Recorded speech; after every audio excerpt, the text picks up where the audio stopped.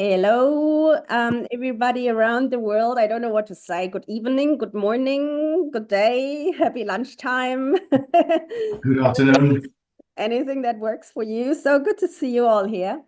We've got Jutta here today, and this is a meetup really around the world. We have Agile, Lean International, with Germany, New York, and I think it's Ireland. We have last conference and meetup in Australia. We have several meetup groups in New Zealand. And I think and I hope that was about it. We've made some notes. If I forgot someone, organizers, please unmute and shout out. And we've got Jutta here. She's been with us a few times. In the very old days, she was an agile coach, probably when I was still a baby.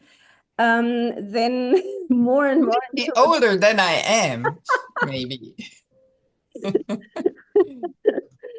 and then you moved more and more into sustainability in the last years, and now with your tech background, developer background, combining sustainability with AI. The one thing I always like to say about you is that you were one of the first who actually talked in Agile about scaling without any framework ages ago and have written a few books about it. You told me before that you are writing a book at the moment. If you like, you could also talk about that a bit. So welcome, Jutta. And I think I hand over to you.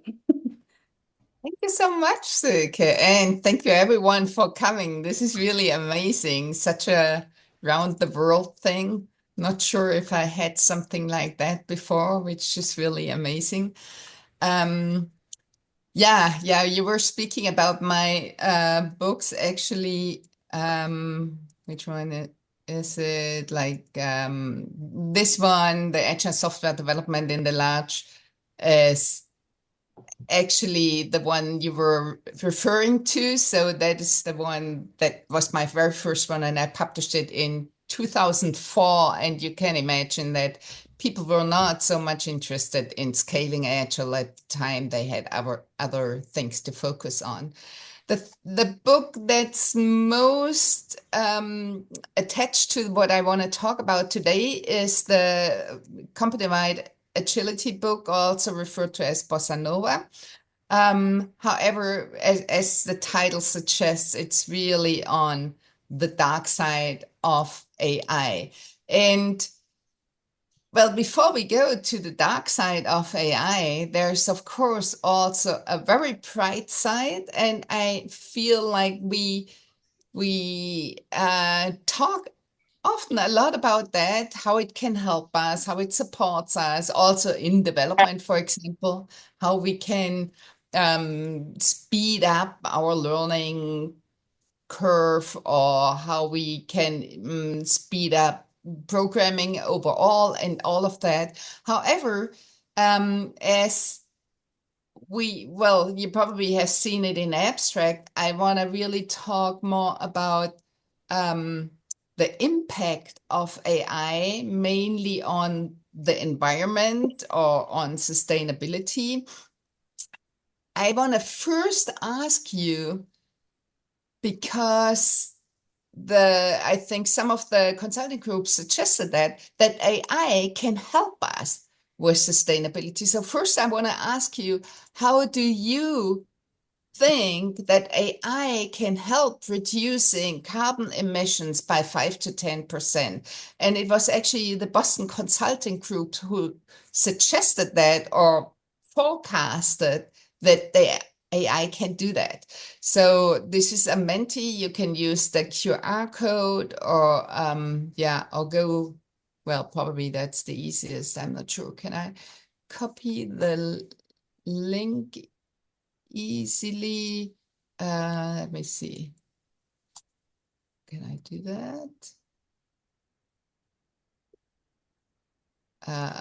Let me see.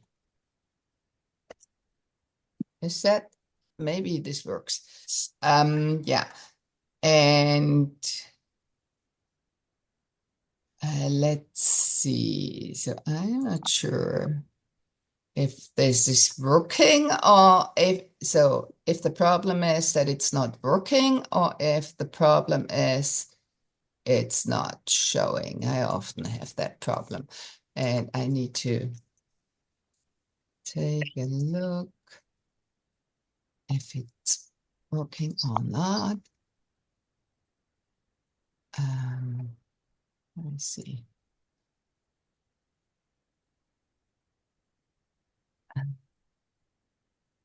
Yeah, I see it is not showing in the slides. Ooh, now I have too many windows. That's my problem right now. I'm sorry. Isn't it always like that? That something like that is happening. Can I put this over there and say present? And okay, very good. Sorry for that hiccup. So your idea is what AI can do for reducing the carbon emission is suggesting optimization, smart energy movement, routing logistics. And there's also someone saying, well, I don't believe it can actually change anything. Then what else do I see?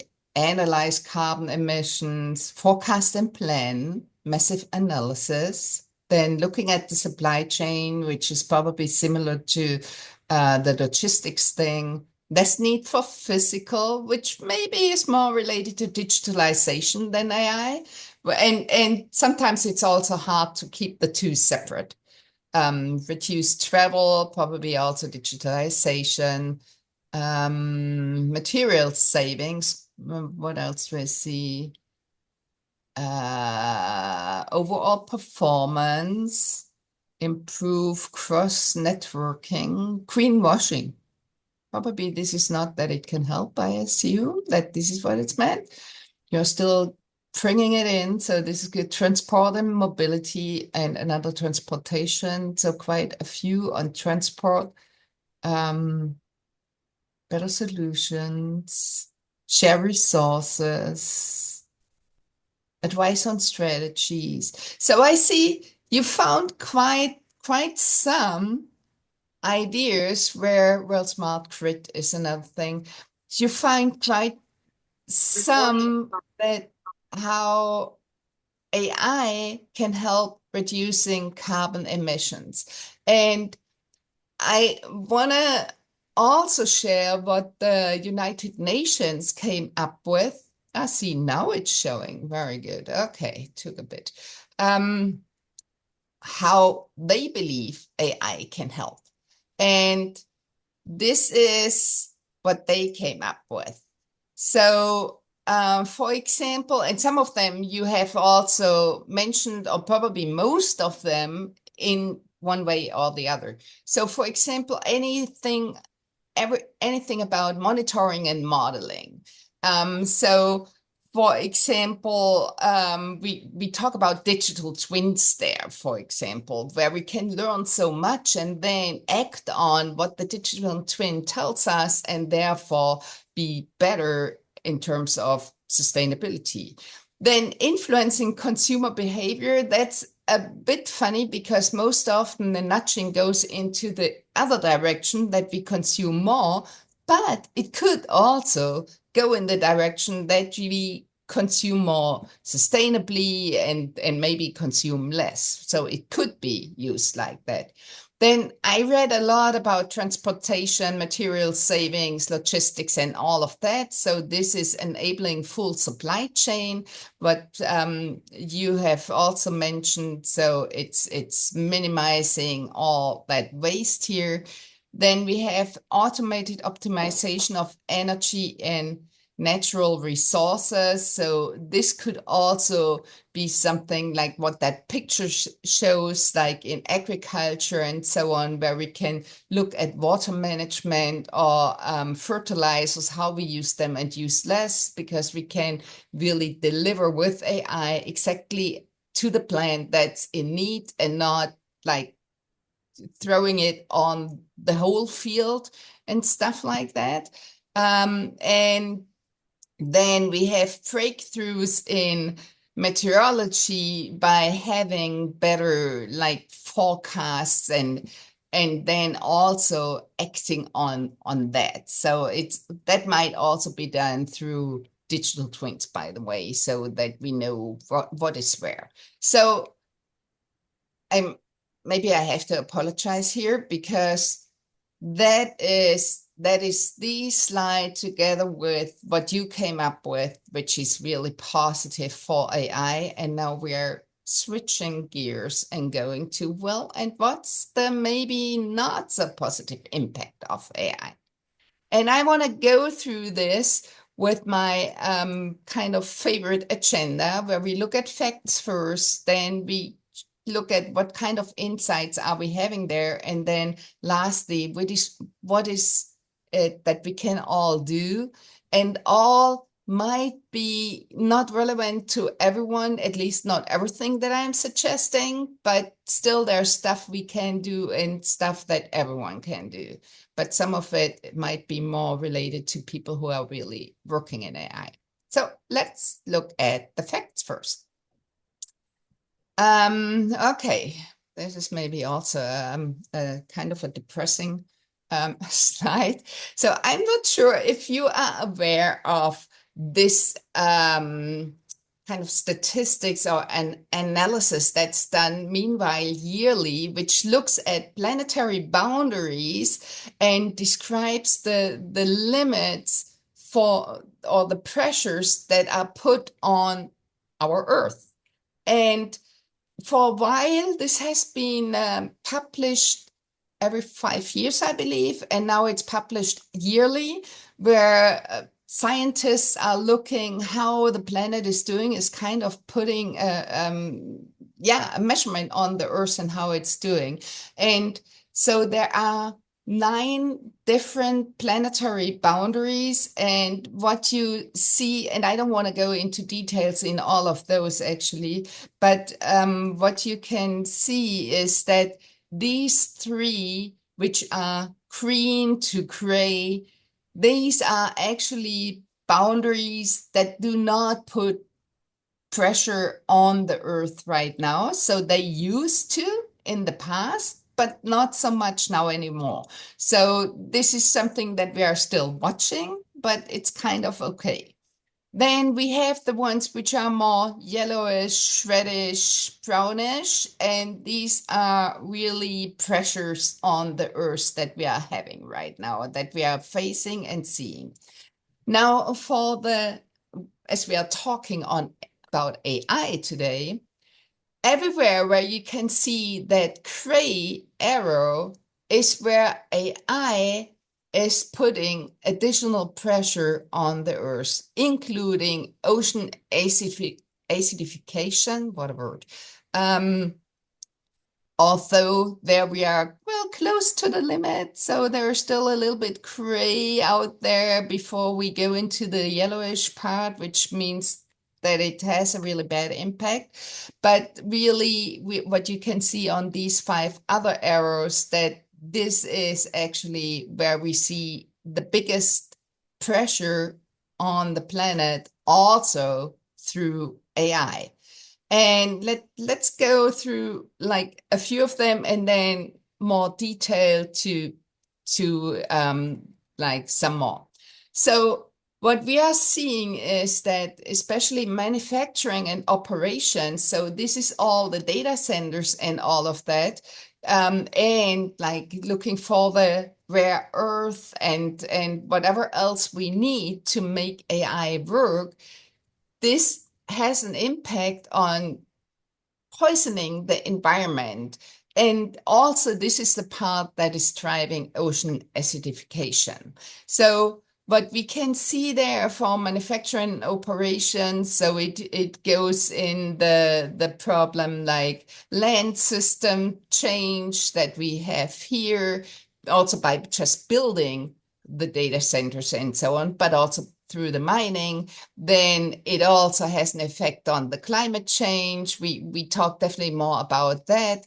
Then it has an effect or impact on the freshwater change. We also will talk about that. So it really has quite an impact in several dimensions. The other thing that I want to point out here, and I don't want to talk about this much during this session today, is e-waste, which is also generated by AI and has also an impact on various of these planetary boundaries, just because AI is asking for like bigger, better hardware, and therefore we renew the hardware that's existing, and it goes often to landfill, and we are still not good at recycling, unfortunately, and that is a big deal here. And finally, and this is really what we talk about more, is electricity demand and carbon emissions, where we would really go into more detail. And maybe let's get started on these environmental issues, and starting with the energy demand. And what you're seeing here in this chart is a forecast of the changes of energy demand, so the global data centers. And the thing is, what's added in blue is like the additional demand that it's seen now that AI is around. And yes, it's like any kind of forecast. It can be wrong, but this is what's projected right now. And what you are seeing is, well, just in general, data centers and all that we are doing in like what we need for our whatever cloud systems and IT that we are using, that's already growing. But the blue part that comes additionally on top of it with AI makes things so much worse. Now, looking at some of the examples, and maybe you can think already about, maybe this is something that I can do. So if we look at, you are searching for any solution, you have any kind of question, and you are asking, let's put me just this very plainly, the internet, then of course you can use GenAI, or you can use a Google query, and GenAI really needs 30 times more energy than a regular Google query needs. And yes, I know Google is changing to also using GenAI for answering all our research quests. And this is really an issue, because it means if we are not paying attention, then we are always using that much energy. And paying attention could mean we change our search engine if we want to be aware or acting in an awareness of the energy that's needed by these searches. And I know for like everything that I'm saying, we have started that AI can also be a big help. And I also know that overall, not only with the environment, AI is a big help for many things. And so it is still useful and for a lot of things, but maybe we don't need it for everything. Okay, then let's look at another point, like training GPT-3. This consumed about 1,300 megawatts per hour, and this equals 130 US homes per year, what they are needing. And GPT-4 increased that by 50 times. So it's not getting any better right now. This is something that we can see. Let's take another look at the water demand. A regular chat consumes about half a liter of water, and I think that was also part of what was written up in the abstract. And now you see GPT-3 used about 700,000 liters of water just training it. So that's already, it's not the usage here, the chat is the usage, but the training, of course, costs as well a lot. And that has the effect that Well, the hyperscalers, they are revisiting their strategies right now. So like Microsoft, Google, also Apple, all the big ones had really great goals in terms of sustainability for 2030. And they were right on track with reaching their goals of becoming carbon neutral or even carbon negative. But now, since AI really jumped off, well, they have an increase now, and you see that here that they're not on track anymore. And it has that effect that they're revising their strategy, and they definitely will not be able to reach what they promised. Then, so these were like environmental issues. I also want to talk a little bit about social issues. And well, probably you heard that because this is often talked about, that AI automates the bias actually. So if you try finding a job, getting a land, reimbursing your health cost, whatever, AI makes most often the decision, and you might be on the lucky side of what AI comes up with, the lucky side of the algorithm of AI, or on the not so lucky side. And I put this picture here with the ape because of that. Well, this is a really amazing book, and I have it at the end. I have also some book recommendations where you can learn more from Joy Bulavini. And she had a research where face recognition was part of what she was doing, and she used an open source library for face recognition, and she couldn't make it work until she was using a mask like that, and then all of a sudden the library recognized that she's actually a human being. And before she wasn't recognized as a human being. And this is still an issue, and it has to do with, well, annotators sometimes just reflect their bias, and they just go over that and say, well, there's a person of color, and well, I say this is an ape, and not really, I don't know, not really helping people with that. Let's put it this way.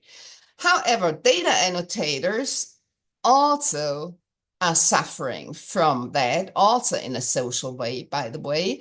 So what I learned, and this was for me a big learning, I wasn't aware of that most data annotators are actually refugees doing that, because it's a job you can do from almost anywhere. And so that's probably more, well, I know we are around the world, but closer to where I live in Germany. So the Near East, where we have a lot of refugees, like in Lebanon, so the Syrians and so on, they are often on that job, and they report of like inadequate training, also a lot of mental health issues nobody is caring about because, well, they are cheap. And speaking of cheap, low wages is another big problem. And yeah, people are not really caring about that. And a last thing about that is actually, where does most of the data come from? That is actually the ones who can afford collecting massive amount of data and can afford those huge data centers, is also the people who can influence what kind of data is collected and then work with that. So this is another reason why AI automates the bias, because the data collection is also coming only from a specific kind of field. Now, to the economic issues, that's really the biggest part of that, is that the benefits of AI development and use concentrates in the West, versus environmental problems from like mining and manufacturing and disposal of the hardware, that concentrates on the global South. And so this is also an economic impact here that it's not fair, definitely not fair. And there comes another thing to economic issues, which is not talked about so much, which is the ignoring of intellectual property. So OpenAI said that very clearly. Creation of AI tools are impossible without copyrighted material. So they are ignoring it right away and they just use what's out there. And I will probably say this also later again. So whatever we publish on the internet is at the same time training material for all AIs, so for all models here.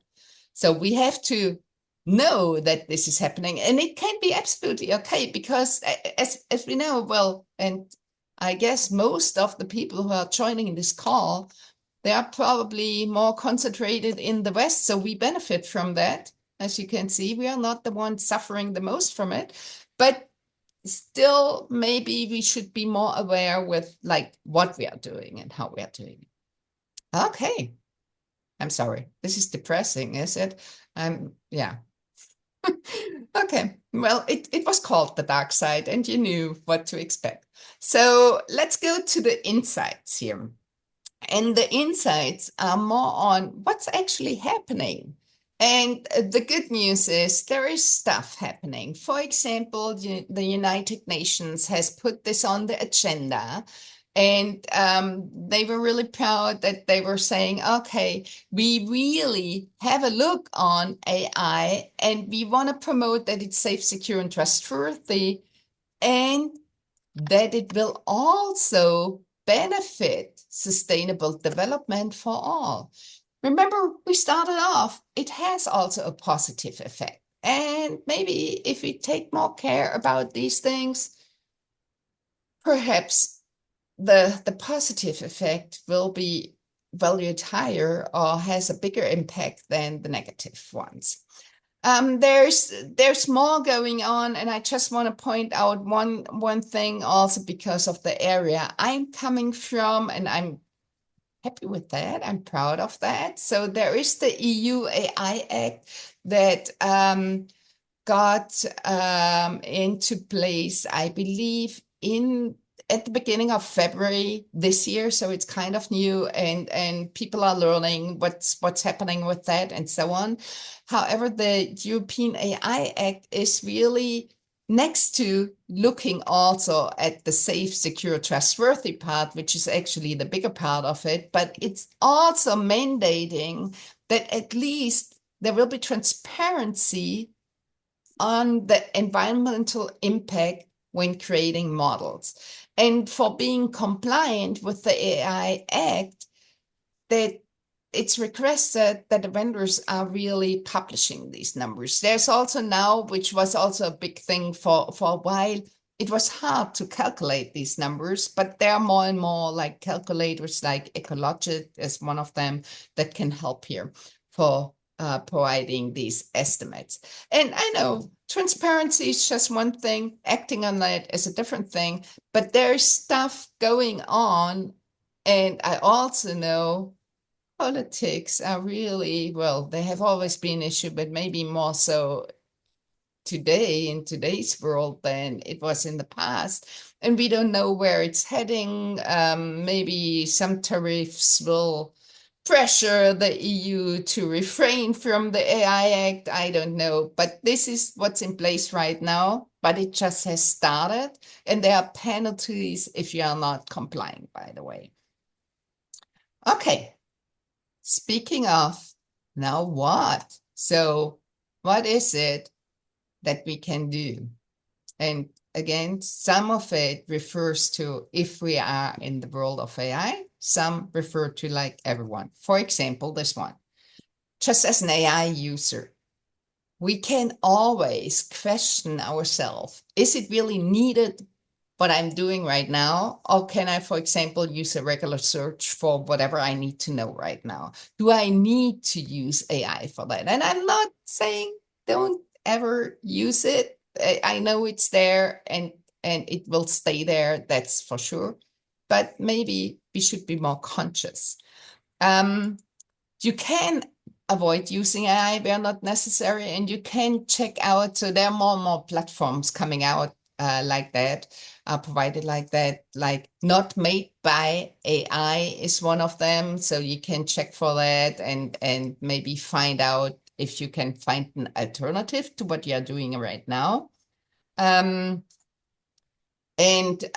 All right, the thing that I said before, we have to be aware of whatever we put online is a training set for AI. And so we can all publish more considerably. So, and well, I don't want to say I'm great at that. I do also publish online. Of course, we all do. However, we have to be aware of what we are doing and what we are publishing. So this is just my point here. Jutta, I have a question here. Sure. This not by AI, how are they better than AI? It's more like there are products that are not using AI for getting created, whereas the other ones are using AI with all the impact of like on the environment, on the bias that's part of it. But I would say it's probably mainly the pressure on the environment, so the energy demand and water demand. Yeah. Thank you. So we are speaking of about conscious usage. So this is a research done by Lucioni. Sasha Lucioni is really one of the great researchers in that field. And what she found, like how much energy is really consumed for the various things in, now this is using Gen AI. There's just like pointing out one thing here, just the summarization of your, when you're doing a chat, just the building the summary, that equals a regular research. So you have like a comparison here. And of course, if you are having a chat, it's typically not like a research, but it starts with like, it does almost all of that you're seeing above in order to come up with the summary of what's asked for. Then another thing that I want to point out here, which is maybe also more like then what we can do or not do. So of course we have all seen that picture of the Pope, and image generation is way more demanding than anything about text. So just like generating an image without now changing it, and I want to have it like this and more funny and blah, blah, blah, just like one image generation, that equals recharging a phone. So again, my point is not don't use it, but maybe if you're just using it just because you're bored, maybe you think of something else to do. And I also know it's fun and it's great if we are having fun. So that's okay, but we should just be all more conscious in what we are doing and being aware that it does have an impact, what we are doing here. Now going more to like, if we are in the world of AI, well, has maybe also to do with the usage, but more with creating it. So then you also should be aware that models aren't created equal. So this is another research out there, which is comparing the different models here. Their carbon emissions during, which is now called pre-training, and the equivalent of numbers of trees that would be needed to offset the carbon emissions. So just so you see a little bit on it, and I want to point out mainly maybe two things. So if we compare GPT-3 and Bloom, they are comparable in terms of size and complexity. That's why I'm pointing out these two. And their carbon emission differs by a factor of 20, although those models are kind of the same size and complexity. And the reason is that Bloom used a different kind of hardware and used spatial shifting, which means that they were having the data centers and doing the machine learning in an area that is of lower carbon intensity, so is powered more with renewable energy. So this makes already a huge difference. And of course, I cannot do anything, at least right now, without also looking at DeepSeek, which looks kind of good, right? The carbon emissions are not that high, also only like a few less than 2,000 trees that would be needed, and it's pre-training the model. So first of all, let's look at, what about DeepSeek and how come that the energy consumption is much lower than others? Sorry. So they use different kinds of things, and we also have to be aware that the data is not completely clear with what's happening in DeepSeek. So they use like reinforcement learning. That means interacting through feedback and then this way learning through experience. Then the big thing that really makes a difference is the mixture of experts architecture. So asking mini AIs and not having this large model. And that makes more a federated architecture and therefore needing less energy, consuming less. Similarly, also the chain of thought thing is a big thing. So it can handle multiple input and processes the data at the same time, which also reducing the carbon emission. And then maybe the biggest thing, well, I'm not sure about that, but which is knowledge distillation or distilling knowledge is not using larger models, but more that are smaller and more efficient. This is also, and I come back to this in a few minutes, called not using LLMs, but SLMs, so small language models. So having said that, this looks nice. This looks good. Maybe DeepSeek is great. Well, at least it pointed into some directions. However, using DeepSeek is super expensive. And if it's compared to Llama 3.3, which is kind of the newest kid on the block, it really needs up, you see that here, 87% more energy when using it.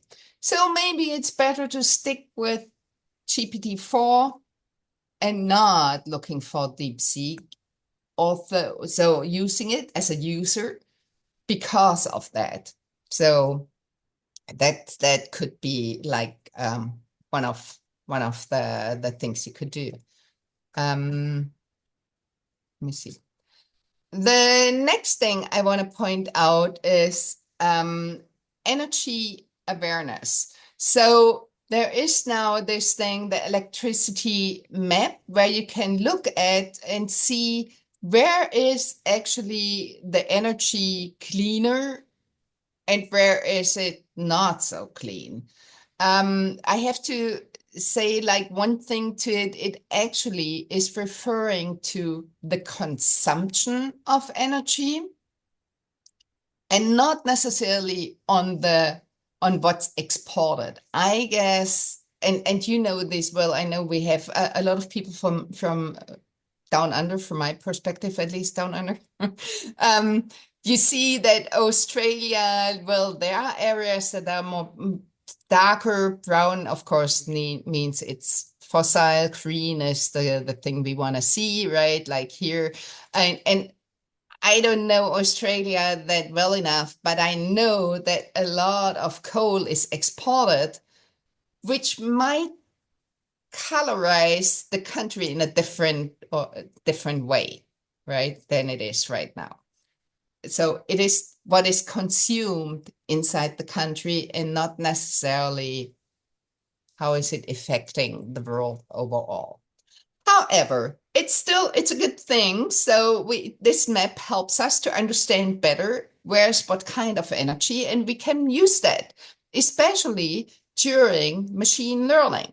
So for example, we can use time shifting. Right. Maybe this is another thing. You might see that. So I looked at this in the morning, and you can see this is a look at over the last 72 hours, but you can also make this a smaller thing or look what is happening right now. So you can also find out that, for example, during the day, let's say in Germany, there is more wind and solar energy available, but not so during night. There we have more fossil fuel, and therefore what you can do is time shifting and run your machine learning in an area where that mix is renewable. That other thing that I have mentioned before is spatial shifting. You can also think about collecting the data in an area where the energy is green or where it's overall much cooler.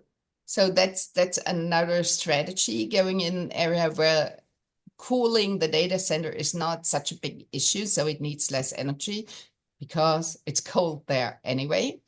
And a last thing that I mentioned a little bit also with DeepSeek already is federated learning. So that's another thing that saves energy is by distributing like the machine learning on end users' devices and not having like these huge big machines. You are not so much in the need of the big data centers then anymore. So that could be also something.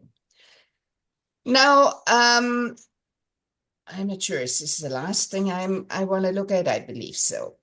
I want to look a little bit on the data as well, and I want to use the thing that we, in quotes, kind of know about sustainability anyway, which is recycle, reuse, and reduce, so that these three things are coming together for us to live a more sustainable life. So the first thing that we should do is always taught. So this now independent of AI at first is reducing whatever we kind of products we want to have or use.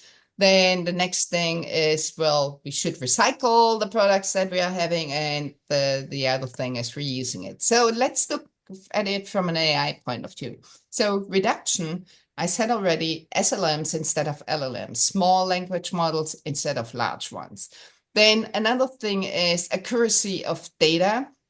So that's less precision, and there's already quite some research that the precision, so being precise to whatever detail, doesn't make such a difference as people thought at first, which also means the models are then getting smaller. That's actually another thing DeepSeek did in training the model. And the knowledge distillation is also a thing that I mentioned with DeepSeek, which is reducing the model and accumulating the knowledge at the same time. So that's also helpful. Then reuse is, well, you maybe can use a model that's covering many aspects, and you reuse it for a different aspect than it has been meant for. Or another thing is you just reuse existing LLMs. Hugging Face is probably the one that's the best known for providing that possibility, really, that it's actually meant to be reused. It's open source. And the last one is recycle. It's more or less, fine tune an existing model or repurpose it. So these three things can also go together on AI. And now, well, I hope that whatever I shared here wasn't really too depressing. And I'm really curious also on the conversation that we hopefully have in just a couple of minutes, is because remember, that we started off that AI can also help us for being more sustainable. And I have to admit, those researchers who came up with how AI impacts the planetary boundaries, they at the moment say they don't see that it will ever pay off. I'm not a scientist, I have also to admit, but I'm just in general probably an optimist that I don't, maybe I don't want to believe that. And I just want to believe that we learn more about the negative impact of AI and therefore benefit from the positive impact of AI. And that's why I want to close this with that I believe really the green transition needs AI. And at the same time, AI needs to be green. So it comes together. And this actually has a name right now, Green AI. However, also I have to admit that Green AI is focusing more on the green transition needs AI. It does speak a little bit about AI needs to be green, but from my opinion, it can be more. And before we go into the Q&A and whatever chatting here, I want to also point out my recommended readings here. So this is stuff that went also into what I'm sharing here. There are really many great books. So the Unmasking AI is really is the thing about that facial recognition, and it is really a wonderful book. The Building Green Software has, I believe, just like one chapter on AI, but a lot about like what can we do for making digitalization green, or building the green software also can be applied to AI. Atlas of AI is a classic. Kate Crawford at Worldwide Waste is like speaking more to us as users. And I know that in the middle is German, and I read it in German. That's why I wanted to share the book that I really read. But there are a lot of books out there also in English, and you should search for fair data or data justice. And there are books out there. Just didn't want to share them because I didn't read them. So I don't know which one is really good, but you will find it out. But this is about fair usage and yeah, bias and stuff like that. So for closing, I want to thank you, of course, and I want to point you to the Agile Sustainability Manifesto that's out there from the Agile Alliance that we created. I also want to point out how you can reach me and find me, and if I do my job, which I'm not always doing well. Now I have a good reason for being lazy sometimes of publishing what I'm doing, but you should find stuff about what I'm doing on my website under sustainability. I mentioned already the Bossa Nova book is part of it. And also in software sustainability, we have a chapter on how Agile and sustainability work together. And this is it. And I'm really curious for all the questions. So thank you. I'm opening the chat now. Thank you so much, Jutta. So interesting and so much good information and input. What I saw in the chat was more like a discussion, not really questions. So I would welcome everybody to unmute, ask their questions. And I think Toralf is quite up. He's really keen. He's got his hand up. So go you, Toralf. Yeah, thank you. Can you hear me? Yes. Yes. Hi, Very good. Charles. Good to Thanks. see you. Hi. I like this framing around the agile way of working, because I think we are the most prominent to influence and maybe change something. I see discussions around, is nuclear sustainable, is it green, etc. And you are showing a map where Germany is not very green, even though we have no nuclear anymore. So I also pointed out that there is a podcast I generated using AI, using Notebook LM, about the topic of waste. And thanks for showing a waste book also, because I think creating waste has to be included in the bigger picture. We do have a pattern, by the way, a Scrum pattern called greatest value. And when you look at this Scrum pattern, it includes everything. And I like to point as a positive twist to what Apple wants to achieve, to be net positive or even net zero or net positive by a certain date, I think 2030 or something.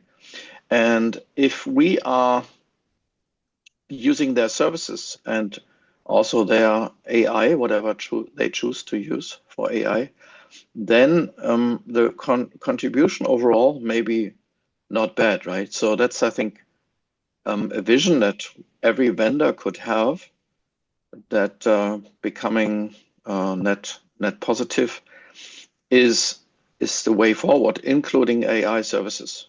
Thank you. Mm-hmm. I know it wasn't a question, but I just a comment, and I mentioned that before. So they're quite well. There are not a lot of scientists in green AI. Let's put it first of all this way.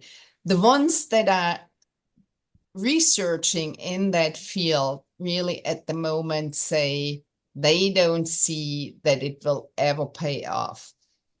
And again, I still do have the hope, just like you mentioned it, Torf, that if we are using AI, well, creating AI, probably more in a responsible way, that then it will pay off and it can help us. And yeah, fingers crossed that this will happen.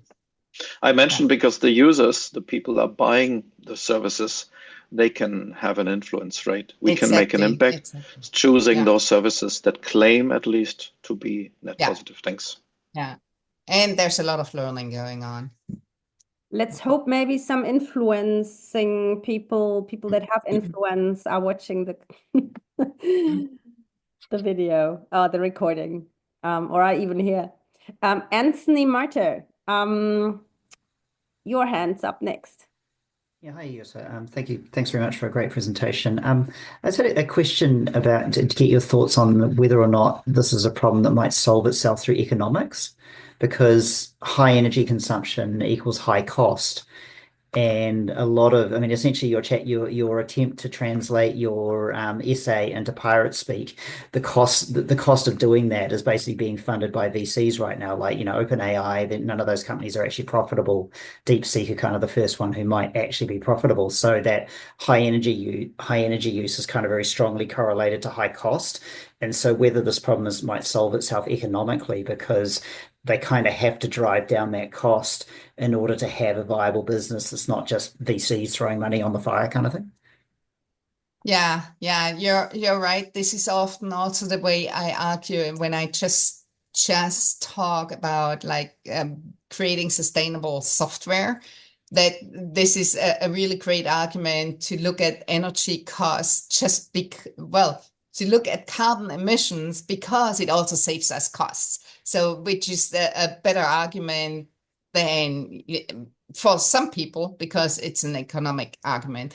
Now, the difficulty that I see here is, I'm sorry, but I have to bring this up also, what's happening in the US, because there they said, well, Trump said kind of like in the first day or so, how many, I forgot, millions, billions he's throwing on the data centers for AI. So supporting it from the government really, and well, you could also say putting their tax money to help all those hyperscalers here and people in AI, and that of course then weakens that dependency, right? That having a lot of energy or using a lot of energy costs also a lot of money. So sometimes politics is working against that, and politics could also work in favor by saying, well, okay, only the renewable energy would be cheap, but fossil would not, or something like that. I don't see this right now happening. But again, maybe it will happen. Maybe it will. Actually, I really enjoy the chat discussion, I must say, between the Nordic countries and New Zealand. Because there is so much the Nordic countries are doing, which we could be doing, but we don't yet. And I don't know why. It's really cool. So Ola Berg, I saw your hand, but before you, there was a question from Consulianides. Do you like to maybe just ask the question, unmute, and then I think it will probably be better understood than when I read it out. Yeah, no problem. Hi, Jutta. Thanks for the talk. I had this question when you were talking about the AI energy use, and I was thinking about, I guess, how do you scale people's awareness? So we've gone through, I guess, crypto madness a few years earlier, and that had a large number of headlines about the amount of energy use there. And I just wanted to know, was there anything that we could learn from that did anything was successful in terms of getting people aware and changing use? And likewise, you did talk about towards the end about the green AI movement here, but what do you think is going to be the most successful for scaling awareness and changing people's usage at scale? I'm not sure if I really can answer it. So I first want to point out to crypto there is definitely a learning what helps with crypto, which also is a thing. And now this is the crypto currency I can never pronounce. Ethereum, I believe, is how it's pronounced. That was also the reason why Ethereum changed their model. So Bitcoin is still using that old model, which is proof of work, which is so energy demanding, versus Ethereum is using proof of stake. And that's just a very small percentage in comparison to Bitcoin. And for Ethereum, it was a huge effort to change that model. So there were other currencies that started right away with proof of stake. Like ADA from Cardano is one example. But well, I might sound like I'm an expert there. I'm not. But I looked into it from the energy perspective. And for sure, it was also clear once this was found out that Bitcoin is too successful to make that change, really, and not so much too successful in terms of they can afford it with all the energy demand, but more that the change would have too much an impact and the risk would be too high that it's not working out at the end. And that's kind of they are too big to fail to making that change. And that's why, at least that's my understanding, why it was never considered for them to make that difference. However, your question was more about successful techniques that build the awareness. I don't know. My impression with the crypto is actually a thing that some countries said, and first and foremost, I believe it was China, saying they don't want to have them anymore. For a while, it felt like it's a great economy for them. But then with the huge energy demand, they said they don't want to support this any longer. And I'm not sure what the status is right now. So it might have been just a claim and nothing has happened. But well, China also tries really to build more renewable energy and use more of that, right? And supporting all the crypto data centers is a big thing. So again, I have to repeat myself. I'm not sure I can answer your question. It's a great question. No worries. That's fine. I think you did well. Thanks for the context about Bitcoin too. Thank you. Yeah. Thank you.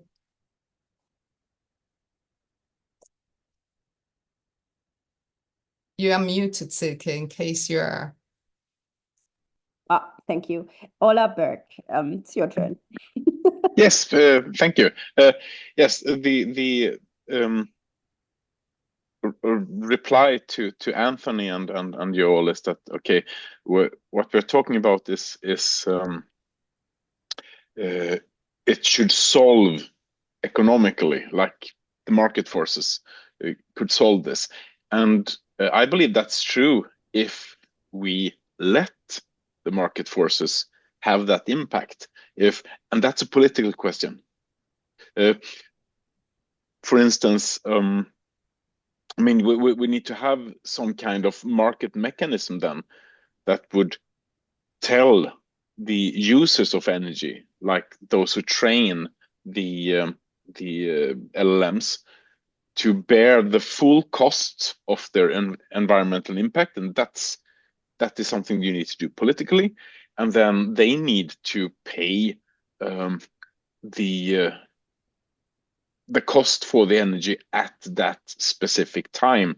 For instance, I really love the idea of, let's train the LLMs when there's a lot of wind, because we cannot use wind power to hold our normal circuit or daily usage for that, because wind power is very, very fluctuant. But we can use wind power for, now it's windy, it's Wellington, it's windy, let's train our LLMs. And that is a political thing. And regarding the comparison between New Zealand and the Nordic countries, the way we have managed our energy system is really by taking a strong centralized hand from the central government, and basically rule over people who own land in the Nordics, up in the mountains, and also running over indigenous people's interests, the Sami people that we have. And I understand that New Zealand is a much more federalistic country that would like to take more the local farmers and Maori communities. They have a much stronger say. So in order to make this happen on a political scale, you either need to centralize the power of the government and let them run over everything and do this, or you need to have a lot more conversation with local farmers, local city councils, local communities, Maori, iwis, and so forth, to get this mutual understanding. So what I'm saying is that we should really consider what kind of action, political action, is needed in our context in order to make this happen. Because yes, we can make this happen. Of course, we can have an efficient usage of renewable energy in order to train AI and let AI help us with what's needed. So that's just my 5 cents into this discussion. I agree, and I also agree very much with what you said about the full life cycle cost, that they really need to pay for that, which is also true. And I see John Allen's comment here, which is really also true for all products. It should be like that the creators of the products are paying the full life cycle cost and are not only relying on that they can, I don't know, do with the planet what they are doing. Ola, you have another comment there? Yes, I have one comment there, because there are certain kind of investments, like in big infrastructural investment, like a nationwide railroad network or a nationwide energy network and so forth, that are huge investments that with structural costs and structural benefits that you cannot really condensate into some kind of market fee. You pay this, and you cannot really push neither those costs or those benefits to single actors here and now, because they have impact over time. So here is where I believe that here we have reached the limit of market economy and those factors, and we really need to have a political understanding of the long-term costs and the long-term benefits of things. And we don't really have a market mechanism that can help us here. I agree. And that's probably the hardest because the politicians, they are looking for the next election and not necessarily long term. So, yeah. John from New Zealand, John Allen, I saw that you unmuted for a second when Jutta mentioned your name. Did you want to say anything? No, that's fine. Yeah, I saw you read my comment, Jutta. Yeah, and it does seem like there is quite an imbalance and lots of sectors of society profiteering from that by not having to pay the costs of what they're producing and selling. So, thanks. Right. And it is currently thinking about making Australia part of the EU. I mean, that's light-hearted, but in some ways it might help because it appears to me that Scandinavia and Europe have different approach to some of this than what we have in Australia a lot of the time, it seems. And we're not probably as worse off as some other parts of the world, but there is a struggle, and there's still what you talk about with the electoral cycle. We have a national election here pretty soon, but we also have a massive corporate interest and also media concentration of ownership. So there's a lot of battles along that side whereby what people in the population might want isn't necessarily borne out by policy on a higher level. Well, from my point of view, you are most welcome. And there are some other things. I'm not sure what your coal industry would say to that. Well, yeah, And that's what I mean by corporate interests. Yeah, right. The mining, in particular, the mining billionaires, their political influence, the way that they try and influence in electoral election propaganda and that type of thing. So, right. And media, Rupert Murdoch and his right. He's Australian / American, and the concentration of media ownership in Australia is one of the highest, if not, the top few in the world. So yeah, there's a bit of a battle there, but we also have abundant solar and possibilities for that. So a close friend of mine is involved in offshore wind projects that are starting up here, but it's just so much behind what I see when I have traveled to Scandinavia, for example, and other places. And well, I still think the EU is doing quite some great things. However, I'm also aware that most of the stuff that's happening is originating from the past government, and it might change very soon because the Green Deal has not the highest priority anymore. It had in the past 5 years, but not anymore. And so maybe you don't want to join the EU. Who knows? I also have a British passport, so I was sort of part of the EU for a while. Okay. Until 2016. Yeah. There's Susie, who's raised her hand.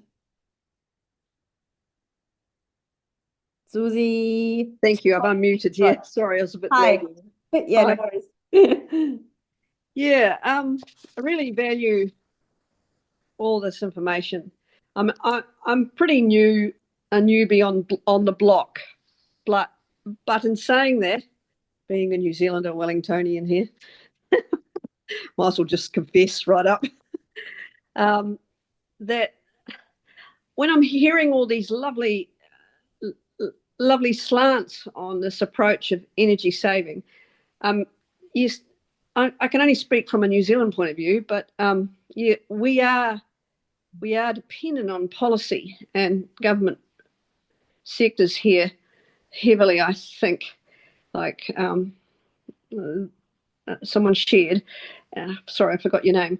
And I do think underneath all this wonderful approach to what could be possible in green ways is we're all talking about regulation here, aren't we? Is that, have I got that right, or am I delusional? Yeah, well, regulation is probably the thing how it can start. The other thing is if there is a good economic argument. So that was the other thing that was mentioned before, like energy also costs money. Yet and carbon emissions are costing money at the moment as well, but that might also change and be rolled back, who knows? And then we are again at the regulations, right?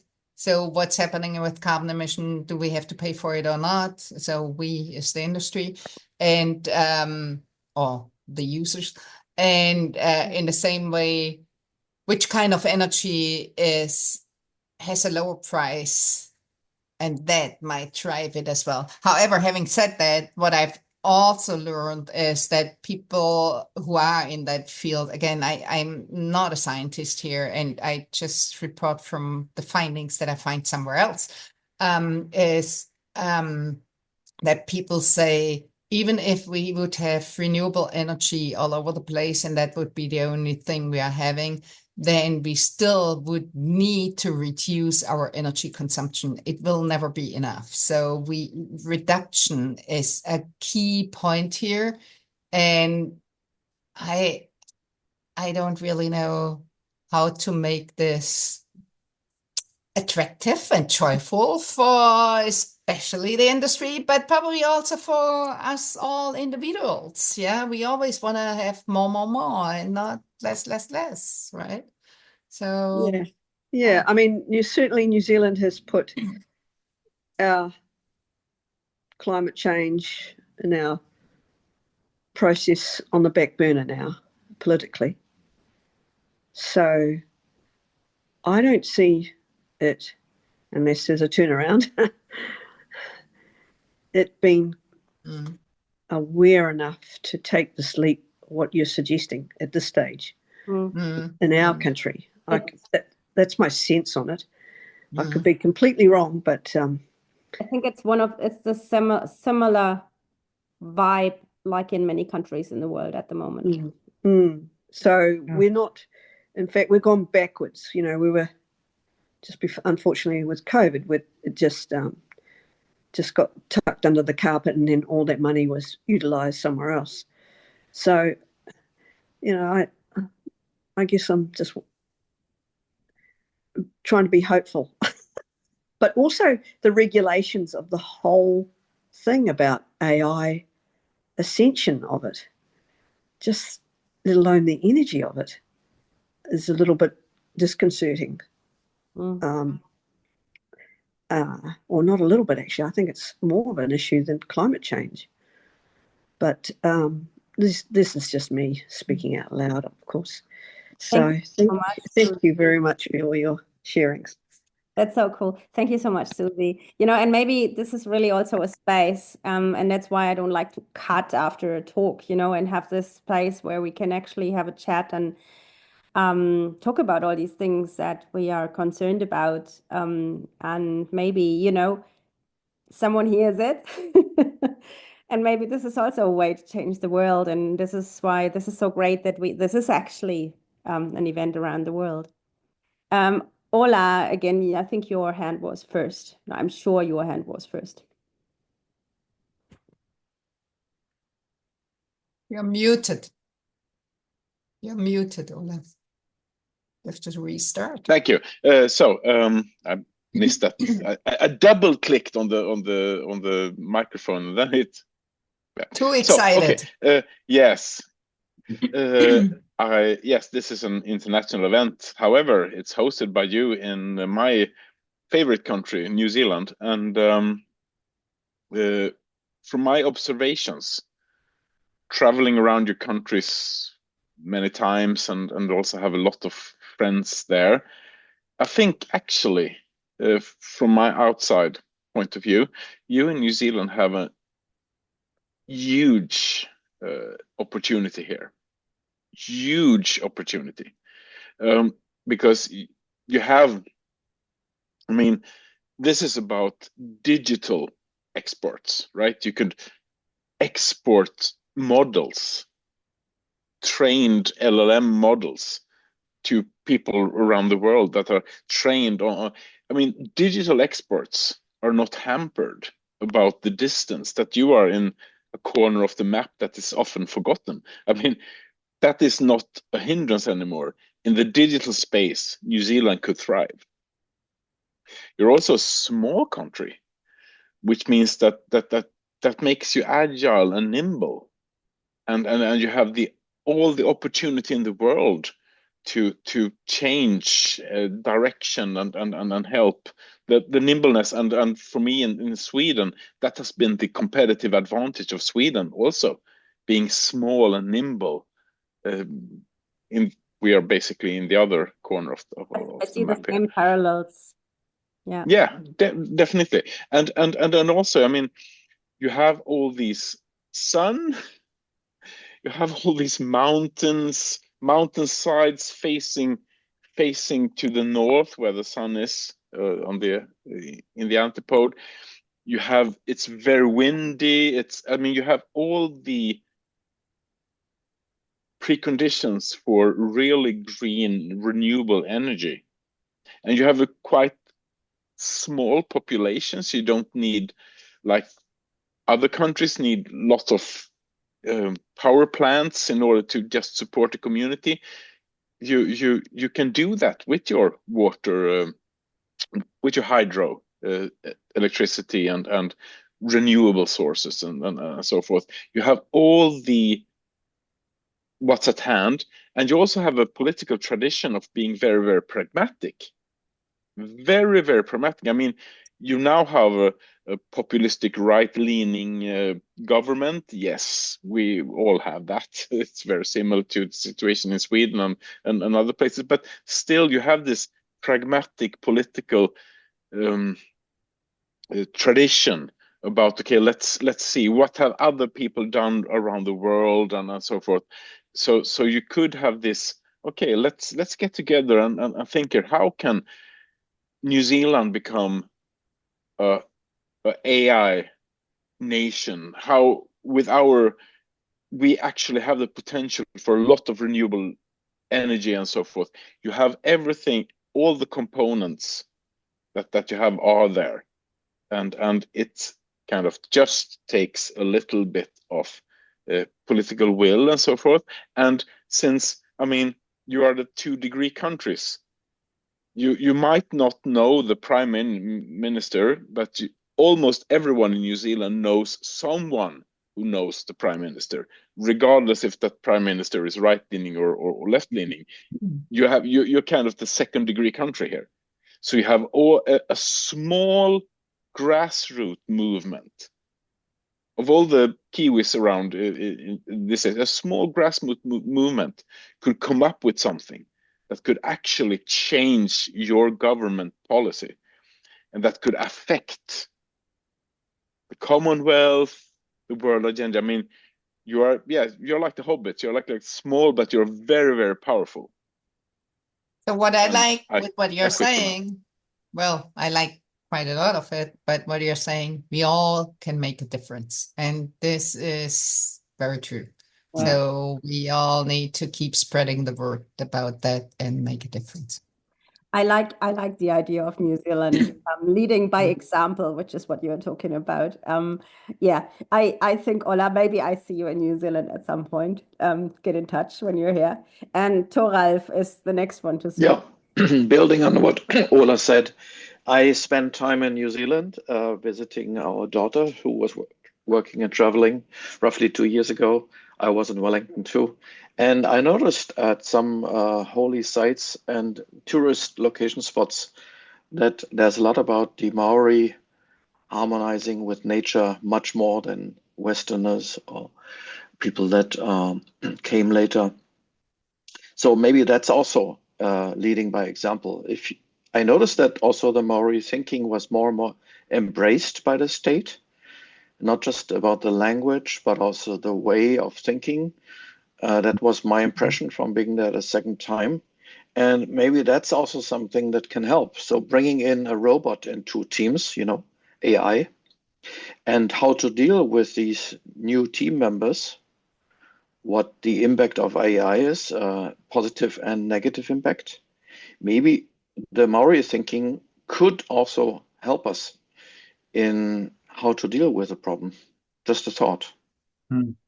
Absolutely, absolutely. I totally agree with you, Thoralf here. A little side note, I just handed in my manuscript for my new book yesterday. It's in German, unfortunately, Fettnäpfchenführer Neuseeland, completely rewritten.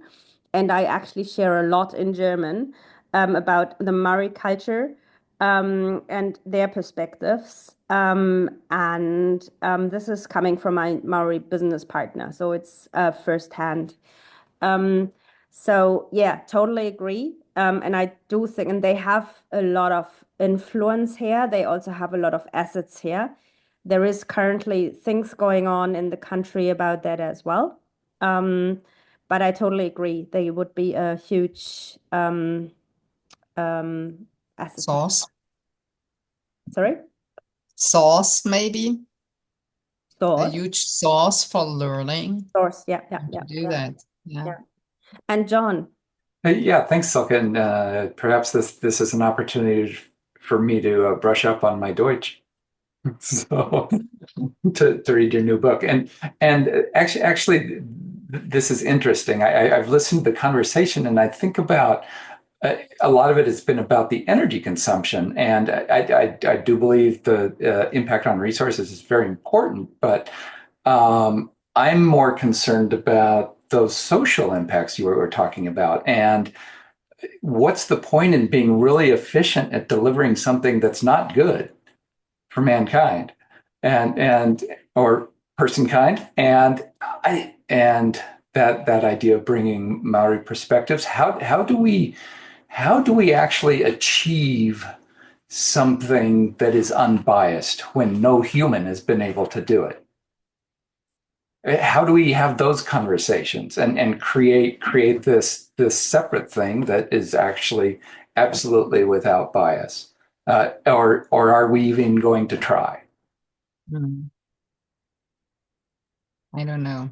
I only know that we, and I think I also have to say that we, so which means really all of us, we tend to believe if it's some IT that it's unbiased.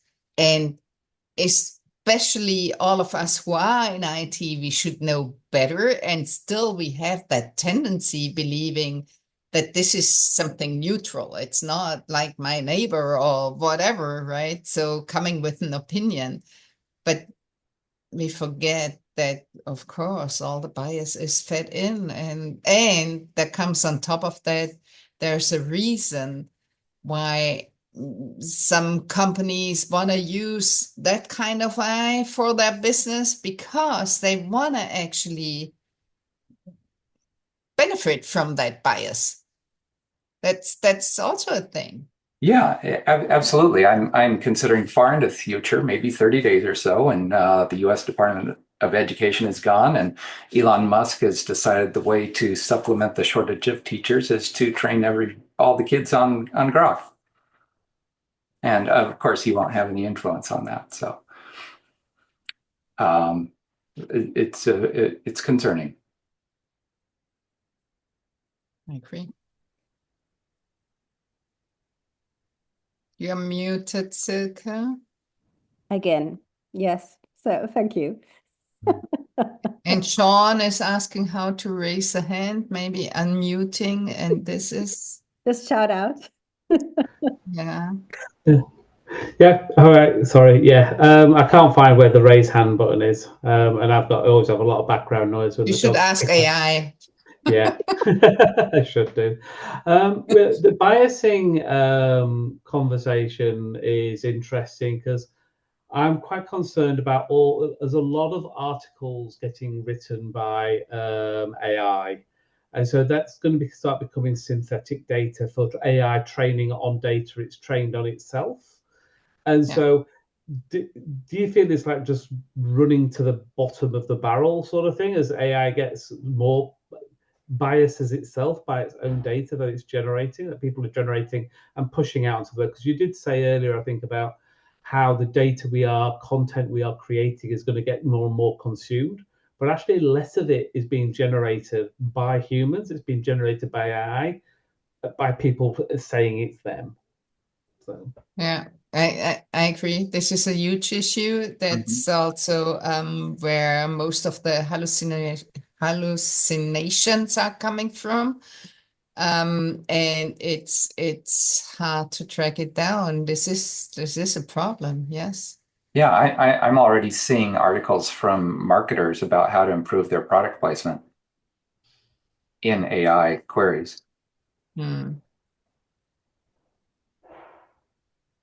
Wolfram.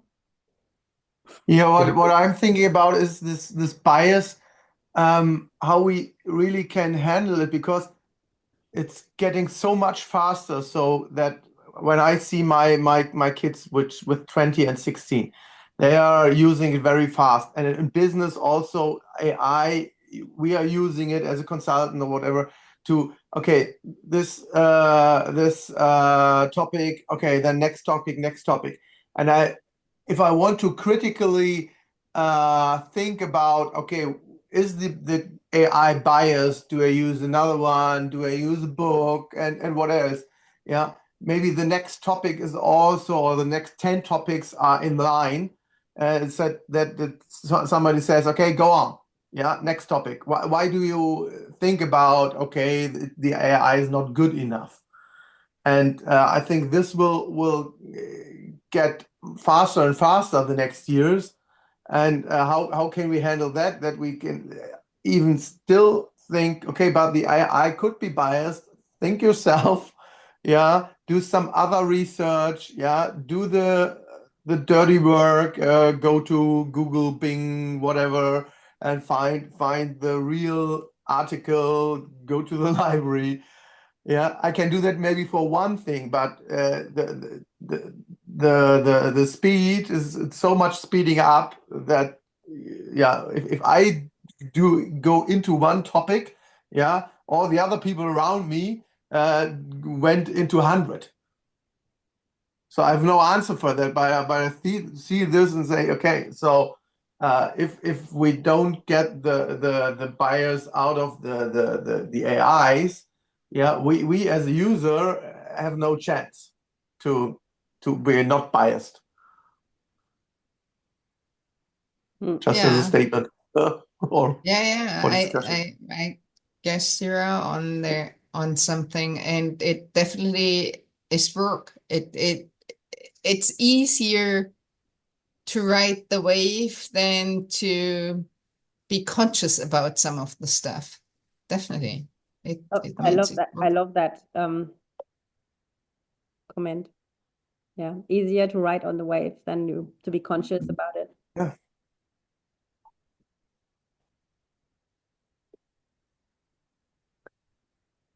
Right. I'm definitely glad that not everyone is completely depressed and that you are have been still open for discussion. So my peer was like, oh, That's our nature. We are positive thinkers. Yeah. Yeah, very good. Great. Jutta, I think it was really an amazing talk, and a really good angle, a different angle. And I think there were lots of people here reached the 100, and some people weren't able to come in.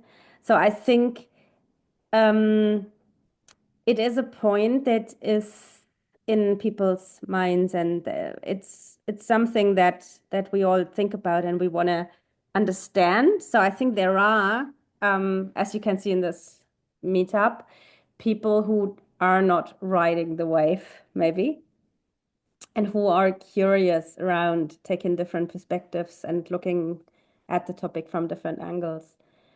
So this gives hope. Jutta, are the slides available?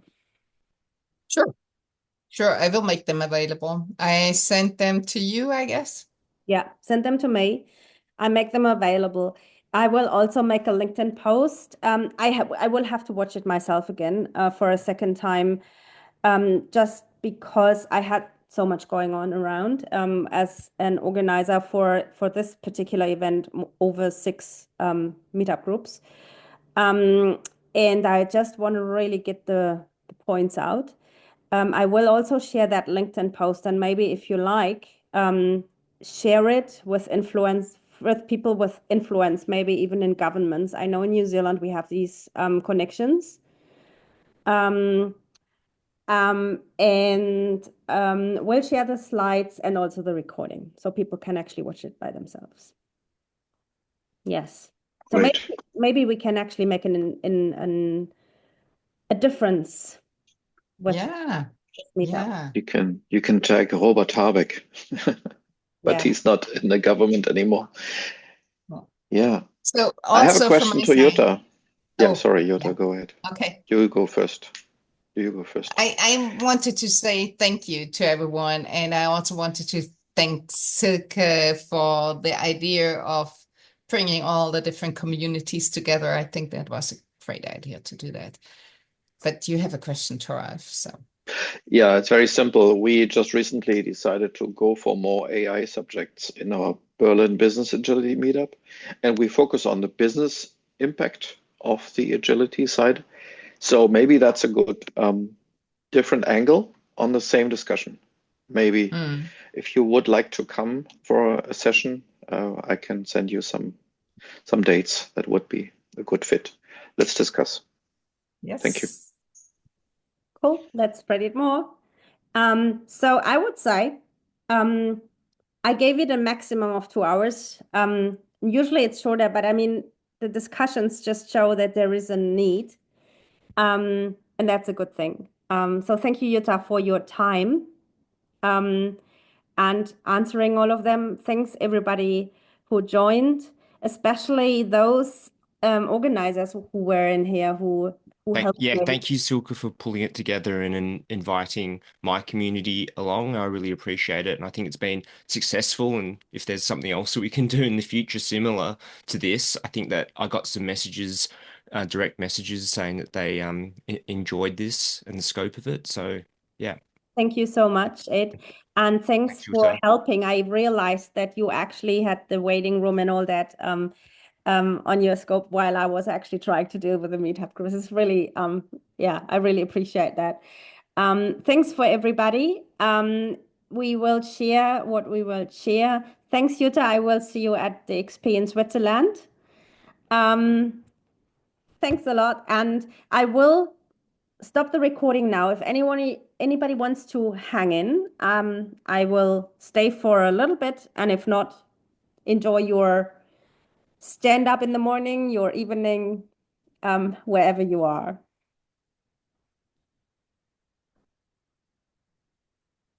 Thank you.